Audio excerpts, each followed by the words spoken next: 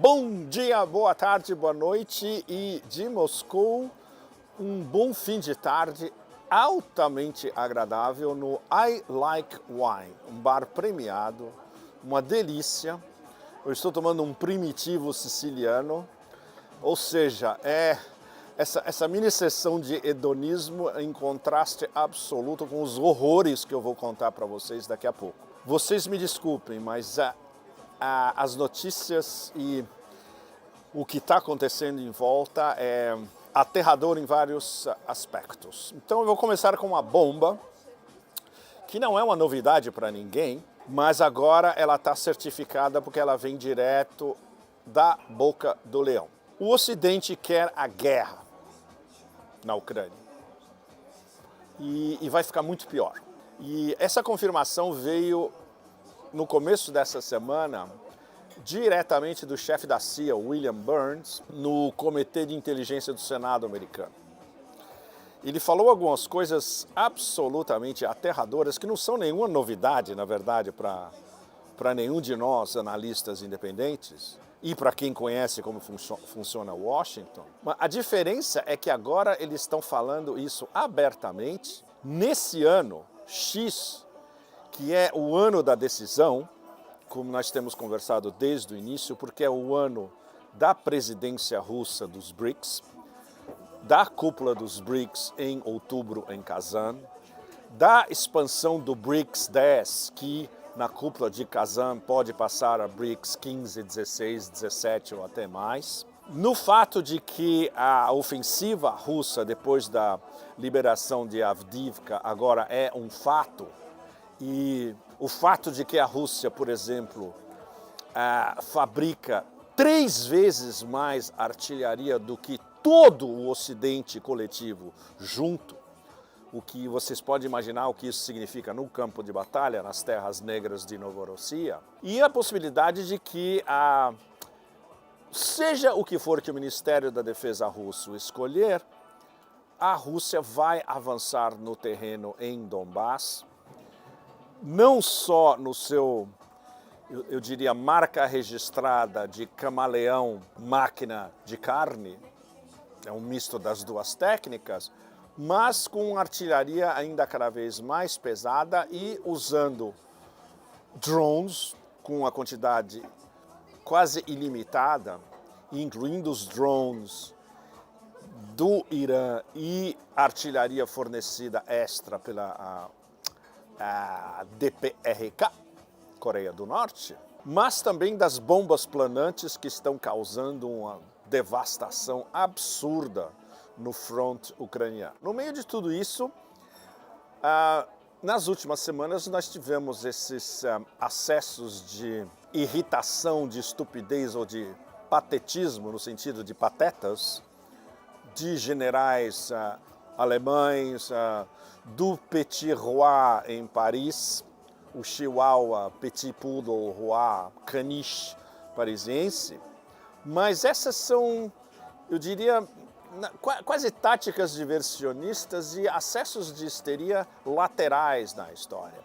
O principal é o que vem da boca do leão, que é o que vem do poder hegemônico direto. E o fato de ter vindo do William Burns, que já foi embaixador aqui, ou seja, deveria conhecer um pouco melhor da história, da psique e da força russa. Parece que não aprendeu muita coisa. Bom, nunca foi acusado de ter um QI excepcional. Burns foi ao Senado e basicamente ele tirou vários, o que a gente chama de cat out of the bag, né? Tirar o gato do saco. Ele tirou um gato, 2 gatos, vários gatos, uma liteira de gatos dentro do saco, numa intervenção só no Comitê de Inteligência do Senado. O principal, eu vou resumir o principal do que Burns disse. Está aqui porque eu quero citá-lo em suas próprias palavras. Na verdade, ele estava defendendo desesperadamente o pacotão gigantesco de 60 bilhões de dólares que a Casa Branca quer obrigar o Senado e o Congresso americanos a passarem para financiar a lavagem de dinheiro para a Ucrânia. E como a gente sabe, essa lavagem de dinheiro Desses 60 milhões, provavelmente menos que 10 vão parar na Ucrânia. E o resto tudo fica sendo lavado dentro do complexo industrial militar no Beltway, Washington, Virgínia, Maryland, ou seja, em benefício do complexo industrial militar. Burns disse diretamente que essa nova ajuda, ele qualificou de US Aid, ou seja, ajuda, não é ajuda. Na verdade, vai ter que ser pago isso de volta, ninguém sabe como, ou seja, sabemos como.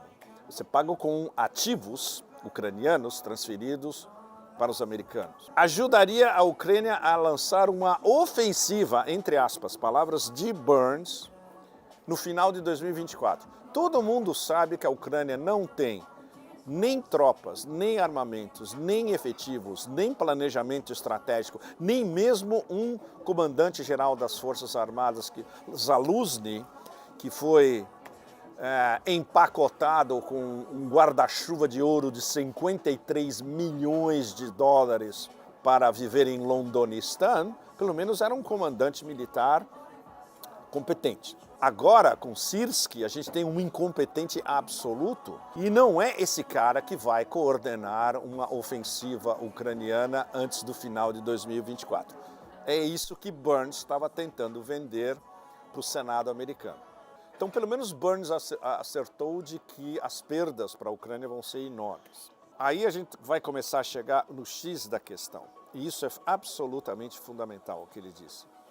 Que esse novo pacote de ajuda, entre aspas, dos Estados Unidos à Ucrânia, se aprovado pelo Congresso, e a possibilidade de ser aprovada é muito, muito pequena, o Congresso é controlado pelos republicanos, não se esqueçam,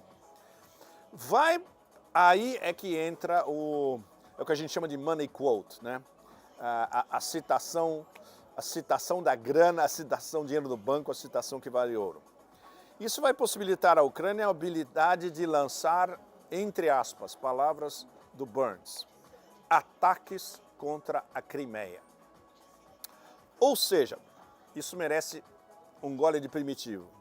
O chefe da CIA está dizendo ao Senado americano, e diretamente, porque isso, claro, dá a volta dos Estados Unidos e dá a volta ao mundo, de que os Estados Unidos querem atacar a Crimeia, a ponte da Crimeia, que é um ativo estratégico da Federação Russa.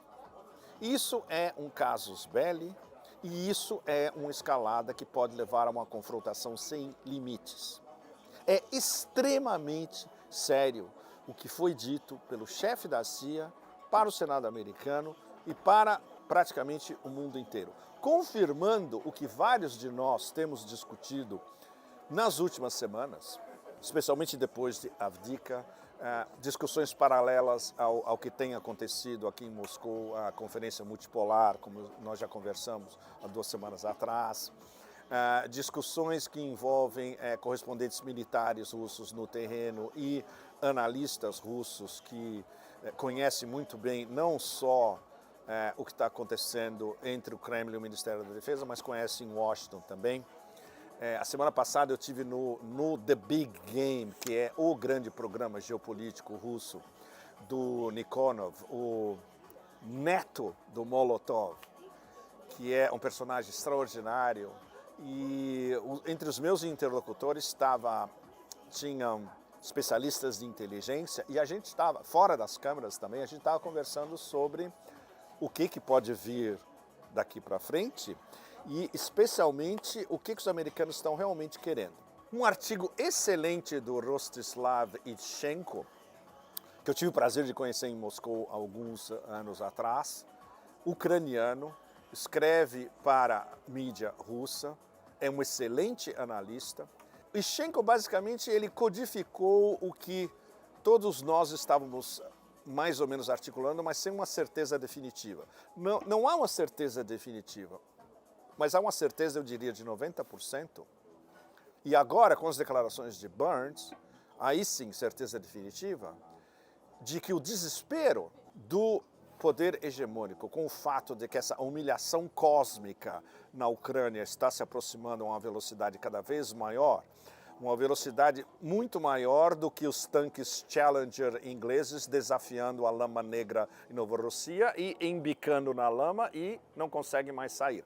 A velocidade do ataque russo é bem maior do que o Challenger caindo na lama. O que isso está revertendo é táticas de desespero absolutas. Por exemplo, esse pacote de 60 bilhões de dólares que ninguém sabe se vai ser aprovado. A CIA conclamando diretamente o poder militar americano a atacar a Crimeia. O fato de que o serviço de inteligência ucraniano, Budanov, que não por acaso é o homem da CIA em Kiev, agora dizendo abertamente, de novo, nós temos um plano para atacar a Crimeia e a frota russa no Mar Negro. Isso está acontecendo. Esses enxames de drones atacando a frota russa no Mar Negro. Mas o fato de que os ucranianos, de novo, no meio da quebrada na cabeça, soco no focinho que eles estão levando diretamente em Novorossia, eles anunciam, assim como não fosse nada, que eles vão atacar, que eles estão preparando novos ataques contra a Crimeia. Ou seja, essa coordenação do Burns em Washington com Budanov em Kiev não é por acaso. E o fato que eles estão anunciando diretamente não é por acaso. Eles não são exatamente discretos, né? São oficiais de inteligência que anunciam os seus moves antes deles acontecerem, o que não denota exatamente uma inteligência muito sofisticada. Os russos, claro, eles tomam tudo isso diretamente. Eles não tomam como ameaças planando no céu. Eles levam a sério, e a fortificação em torno de Sebastopol e da Crimeia, como um todo, tem que ser incrementada, eu diria, a níveis exponenciais a partir de agora. Porque vão tentar, seja o que for, nos próximos meses, nas próximas semanas, meses e até o final do ano.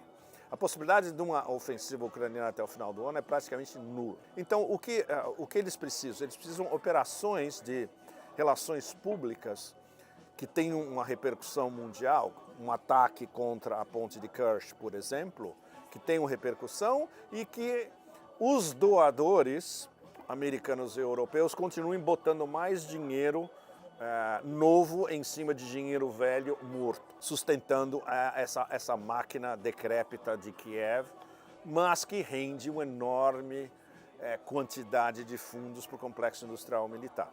Então, isso está no artigo do Ischenko, onde ele faz referências a quais seriam as táticas possíveis, mais ou menos a curto e médio prazo, uma convocação extra de ucranianos que não se sabe de onde, velhinhos em pontos de ônibus e senhoras, a gente está nesse ponto, números absolutamente avassaladores. Os ucranianos perdem no campo de batalha em Novorossia, por mês, 50 mil combatentes. Você não tem como repor 50 mil combatentes perdidos todos os meses com 50 mil combatentes novos e bem treinados mês depois de mês. Isso é o dado número 1. Ou seja, resta justamente essas operações de inteligência kamikazes usando drones marítimos e enxames de drones aéreos. A coisa fica ainda mais séria com um detalhe que vazou nessas últimas 24 horas, eu recebi da Alemanha. Dois jornalistas, um deles um jornalista investigativo alemão excelente, Dirk Pohlmann, que eu conheci em Berlim alguns anos atrás também. E eles analisaram de novo os 32 minutos interceptados pelos russos, da comunicação entre os 4 patetas do exército alemão, da Bundeswehr e da Força Aérea.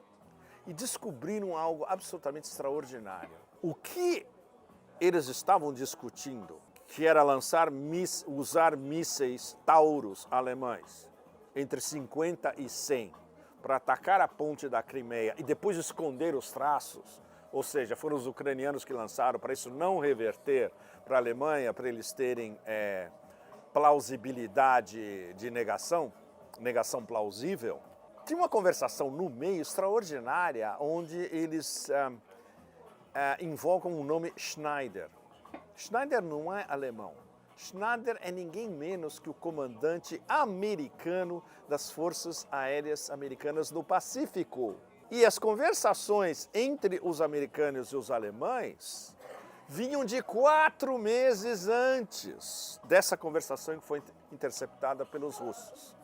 E imagina-se que esses tontos, vários da Bundeswehr, e os tontos do governo alemão, o cabeça de salsicha, o salsicha podre, Scholz e a Annalena 180 graus, não sabiam de nada disso. O alto comando aéreo da Bundeswehr estava discutindo com os americanos há meses a possibilidade de bombardear a ponte de Kerch na Crimeia. Isso é uma bomba sensacional que deve ser vazada.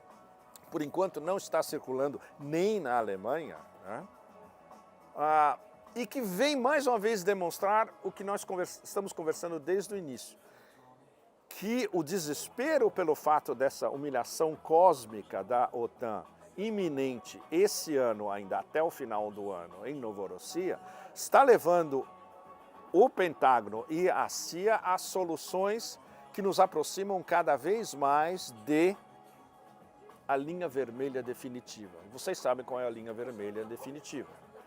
É uma guerra quente direta entre Washington e Moscou. Então isso na verdade mereceria um barril de primitivo para a gente afogar, digamos, a nossa angústia existencial provocada por tudo isso e o fato de que essa mistura de patetas paspalhos e vermes extremamente perigosos estão nos levando a uma situação que pode se tornar irremediável no decorrer desse ano. Então tudo isso está se desenvolvendo a uma velocidade cada vez mais rápida. Agora a gente já tem, digamos, a manchete definitiva estampada. Os Estados Unidos querem guerra. Os russos estão absorvendo essas novas informações. Vamos esperar qual será a resposta preventiva, se houver, do Ministério da Defesa russo e a resposta, a réplica, no caso haja um ataque devastador contra a frota do Mar Negro ou especialmente contra a ponte de Kerch na Crimeia. Então esse é o quadro geral, eu diria extremamente aterrador do que está acontecendo atualmente. Não é nem positivo, na verdade, pelo menos direto dessa história, que eles estão abrindo o jogo diretamente. Eles estão indo para a cabeça e eles estão apostando em guerra porque eles sabem que a derrota na Ucrânia, em Novorossiya, é inevitável. E a OTAN simplesmente não pode arcar com uma humilhação cósmica como essa, que está sendo examinada por todo o sul global, está sendo examinada pelo mundo árabe, está sendo examinada pela Ásia Central, pelo sudeste da Ásia, pela África e pela América Latina, que foi a constatação que eu tive quando eu visitei Donbass há algumas semanas atrás, que a ordem internacional baseada em regras, ela está sendo enterrada nas terras negras e férteis, na lama negra da Novorossiya. E qual é a resposta do Império para isso? A única coisa que eles fazem, que é o único plano A que eles têm e não tem plano B. Guerras eternas. A gente só espera que nós todos não vamos pagar este pato nuclear inteiro por causa do desespero de perda de poder hegemônico de uma mini plutocracia não eleita da pior espécie, incapaz de reconhecer que o mundo já partiu da estação de trem de alta velocidade e está indo para um caminho completamente diferente. Muito obrigado a vocês todos. Um primitivo para vocês do I Like Wine. É difícil a gente terminar um assunto tão barra pesada com uma nota de esperança, mas a esperança. Eu vou fazer uma viagem nesses próximos dias. O próximo Pepe Café vai ser sobre uma viagem extraordinária que vai coincidir justamente com as eleições na Rússia. E vamos ver o que Putin, que é considerado o demônio absoluto, justamente por esses que querem uma guerra, as guerras eternas e uma guerra nuclear, o que ele vai oferecer não só para a Rússia, mas para o sul global e para os BRICS expandidos nesse ano da decisão 2024. Obrigado a vocês todos, até a semana que vem, assinem o canal e muita coisa para pensar nesses próximos dias. Obrigado, tchau, tchau.